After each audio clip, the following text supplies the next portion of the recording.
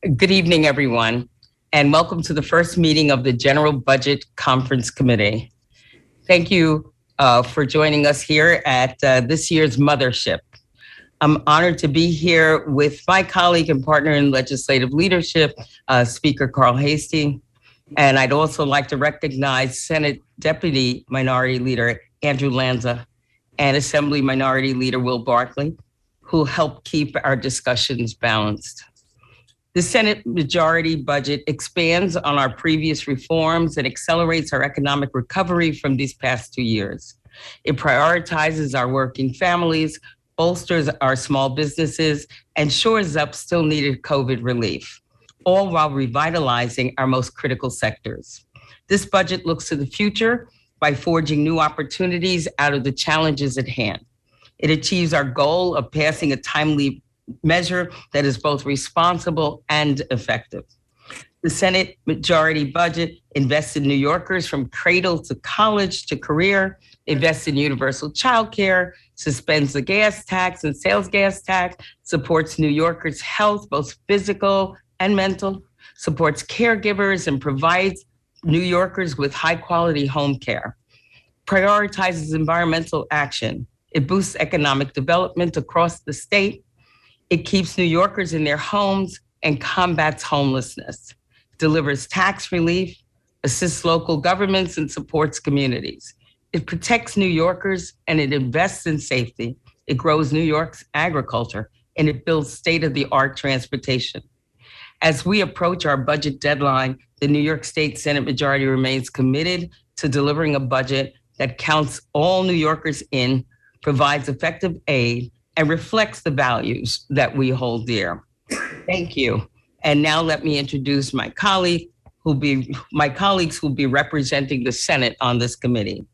Finance Chair Liz Krueger, Deputy Majority Leader Michael Gianaris, Chair of the Democratic Conference, Senator Jose Serrano, and alternate member for the majority, Revenue Committee Chair Andrew Gounardes.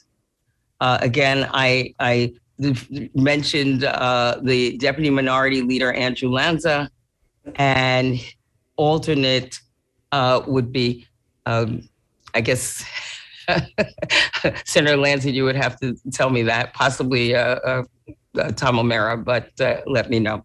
But in any case, I thank you all again, and now let me turn it over to Assembly Speaker Carl Heastie. Thank you, Madam Majority Leader. So good evening, everyone. On behalf of the Assembly, we're pleased to convene the Joint Budget Conference Committee. At this time, I'd like to introduce the members of the Assembly who are serving on this General Budget Conference Committee. Majority Leader Crystal Peoples-Stokes, Ways and Means Committee Chair Helen Weinstein, Assistant Speaker Phil Ramos, and Speaker Pro Tem Jeff Aubrey, Minority Leader Will Barkley, Assembly Member Ed Ra. Let me just say hello to all of the senators in the majority and also Senator Lanza. I'm pleased to say that we're in a much better place than we were last year. As we begin this process, we're still very much recovering from the effects of the COVID-19 pandemic. This year, I was encouraged by the executive budget's proposal and the foundation that was laid for my colleagues and I in the legislature. By and large, the Assembly and Senate majorities appear to be rowing in the same direction when it comes to responding to the executive budget. Both make substantial and critical investments in health, mental hygiene, and human services network, both in people and providers. We invest in child care. This is the linchpin to getting our economy moving again. We provide the second of 3 installments to make good on our pledge to adequately support our public schools and take additional steps to fund pre-K in every corner of the state. We invest in SUNY and CUNY to support the leaders of tomorrow. We provide for continued relief for renters and homeowners to meet arrears caused by the pandemic. In addition to all of this, the Assembly proposal acknowledges that people in every corner of our state are feeling the effects of inflation. That's why the Assembly budget provides a broad-based package to put money back in consumers' pockets, including an expansion of the state EITC benefit, expansion of the child tax credit, acceleration of a middle-class tax cut, and a real property tax rebate. As always, the Assembly remains committed to putting families first Look forward to negotiating this budget in good faith with the governor and my colleagues in the Assembly and Senate. Now I will turn it back over to Madam. Thank you, Speaker Hasty. I'd like to recognize Senator Lanza for his remarks. Thank you, Majority Leader Stuart Cousins. It's a privilege to be here with you, the Speaker of the Assembly, Minority Leader Assemblyman Barkley, my good friend across the aisle, Senator Gianaris, Senator Krueger, I see Senator Serrano. I thank you all. For the people back home, we're here addressing you after just having debated the one House budget resolution brought by the majorities. There's a feeling out there that sadly our state is in decline. Certainly New York is less safe and more expensive than ever. And we need a state budget that addresses the serious challenges facing countless New Yorkers. I hear from New Yorkers, specifically in my district, Democrats, Republicans, independents, from every walk of life. And what they're telling me is that they're hurt and they're feeling the pain of inflation, rising gas prices, not being able to make ends meet, less opportunity, out of control costs for educating their kids in college. They're at the end of their ropes, and they speak more and more to me about the rising crime, whether it's fear of even getting on a subway in New York City or leaving their houses because of the feeling and the fact that crime is just out of control in New York. And we all love this state. We love its people, we love its businesses, we love its resources, but New Yorkers really are at the end of their rope. And just don't take it from me. Listen to New Yorkers. They're speaking very loud with their feet. We lead the nation in population decline, and that's not something we ought to lead the nation. In fact, we ought to be the state that people want to stay, raise their families, have a business, and that's just not the case, sadly. And they're being forced out because of bad policies and because it is expensive and because it seems like it's not as safe as it should be.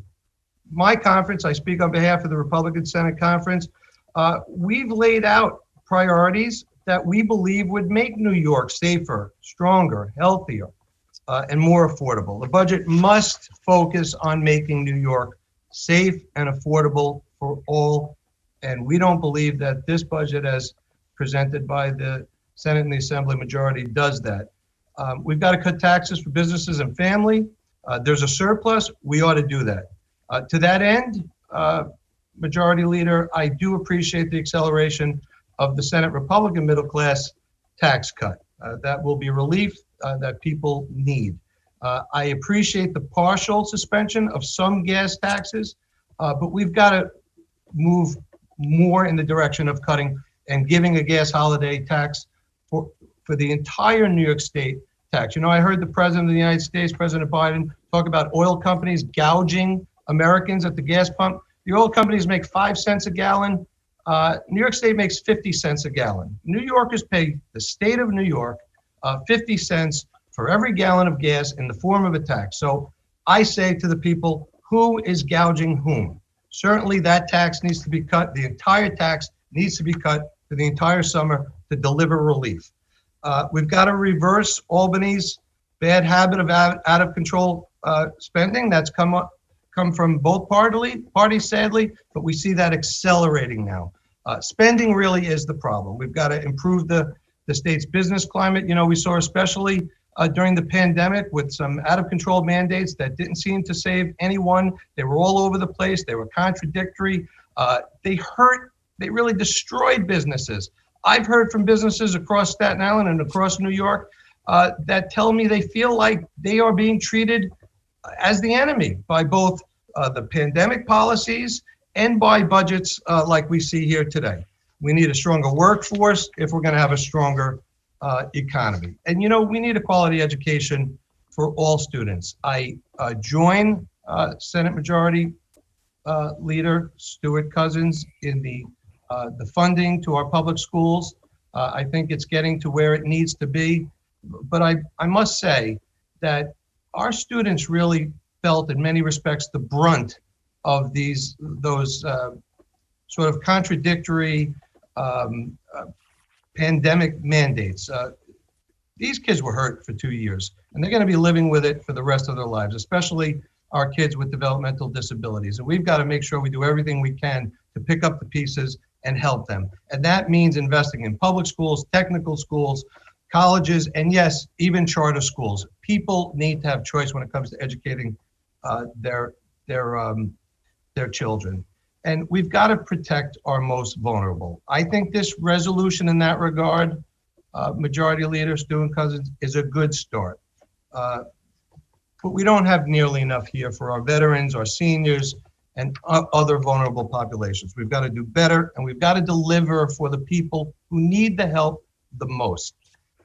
And last but certainly not least, as I said before, crime is the problem that everyone is talking about. People truly are afraid to leave their houses. They're afraid to get on a bus, afraid to get on a subway.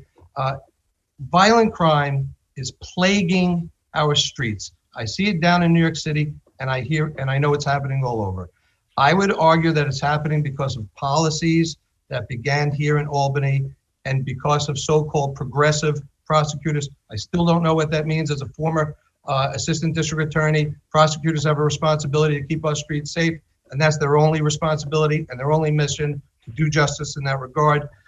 The bail reform and discovery reform, so-called, it's time.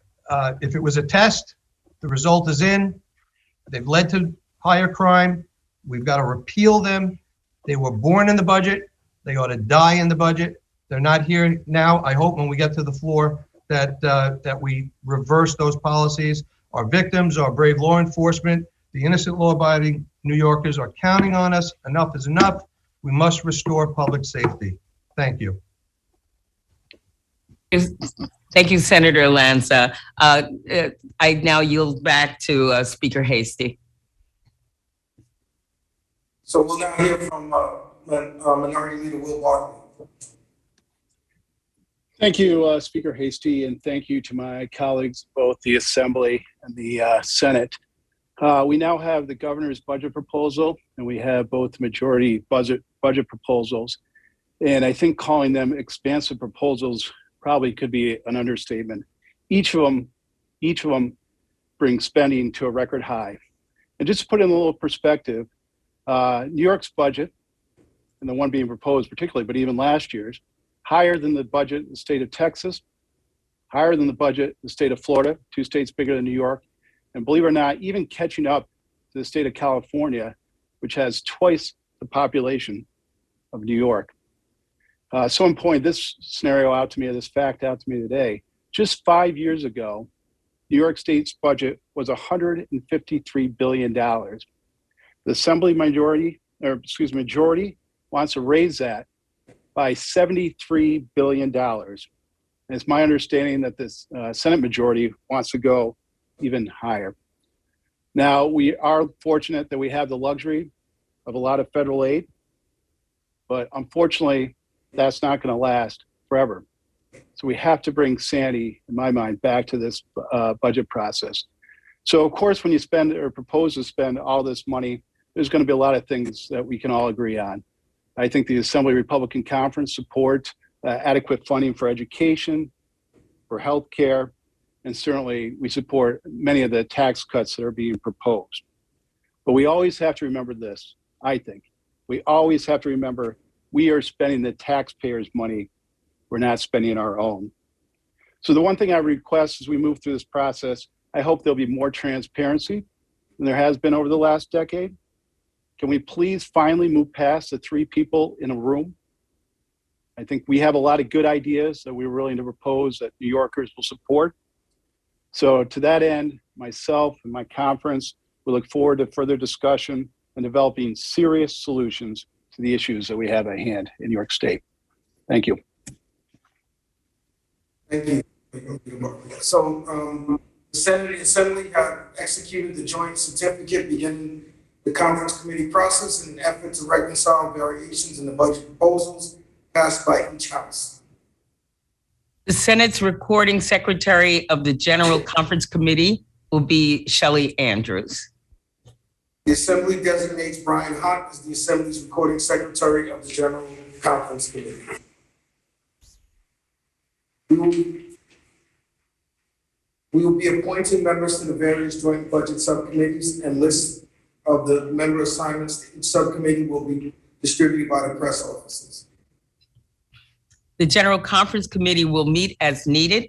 The Joint Budget Subcommittee meetings will follow the General Conference Committee meeting in accordance with the announced schedules.